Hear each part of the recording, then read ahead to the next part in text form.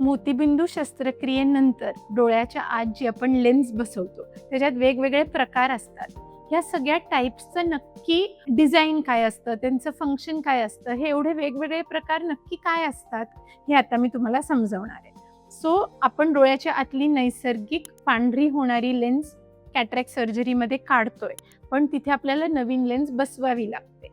एक type of lens आहे, ह्याला म्हणतात मोनोफोकल लेन्स. म्हणजे ह्या लेन्सला सिंगल पॉइंट ऑफ फोकस आहे. जो कुठला लाईट येतो तो एका ठिकाणी केंद्रित होतो आणि आपल्याला काहीतरी एक छान दिसू शकतं. जर लांबचं छान दिसायला लागलं, मॅक्सिमम लोकांमध्ये लांबची आपण नजर करेक्ट करतो, मग रीडिंगसाठी 2-2.25 नंबरचा रीडिंगसाठी चष्मा राहतो.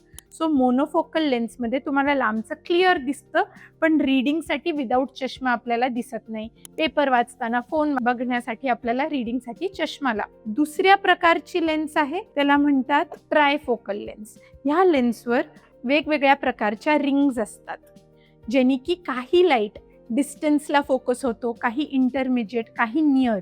सो ह्या लेन्समध्ये तुम्हाला लांबचं पण दिसतं आणि जवळचं पण अगदी छोटं छोटं सुद्धा छान दिसू शकतं आणि हे सगळं विदाऊट चष्मा दिसतंय त्या एका डोळ्याने.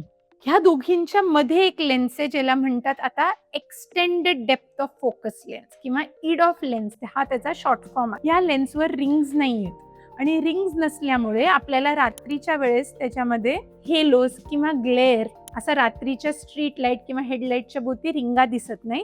त्याच्यामध्ये एक सेंट्रल असा छोटा झोन आहे, ज्याच्यामुळे तुम्हाला फक्त लांबचं नाही तर इंटरमिजिएट विजन पण छान दिसू शकते.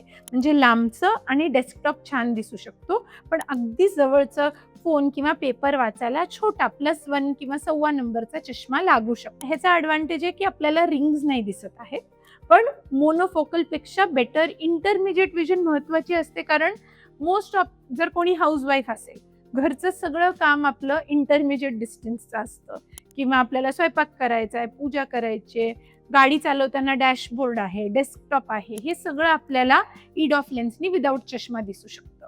पण अगदी छोटं एक्सपायरी डेट बघायची असेल, एम्ब्रॉयडरी कोणाचं हॉबी असेल, तर आपल्याला मग त्या सिच्युएशनमध्ये ट्रायफोकल लेन्स विदाऊट चष्मा ती जवळची नजर देऊ शकतो. टोरिक लेन्स काय आहे?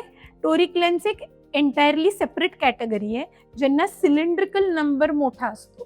तो सिलेंड्रिकल नंबर त्या ॲक्सिसवर तुमच्या त्या लेन्समध्ये बसवून मिळतो. सो टोरिक लेन्स मोनोफोकल सुद्धा असू शकते, ट्रायफोकल सुद्धा असू शकते, ईड ऑफ सुद्धा असू शकते आणि ह्यांनी सिलेंड्रिकल नंबर करेक्ट होतो on any of the platforms that you choose.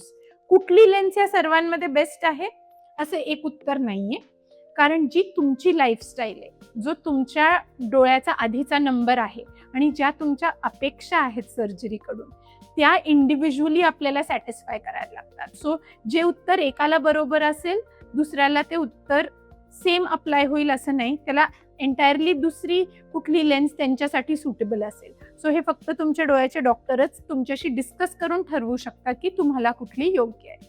धन्यवाद.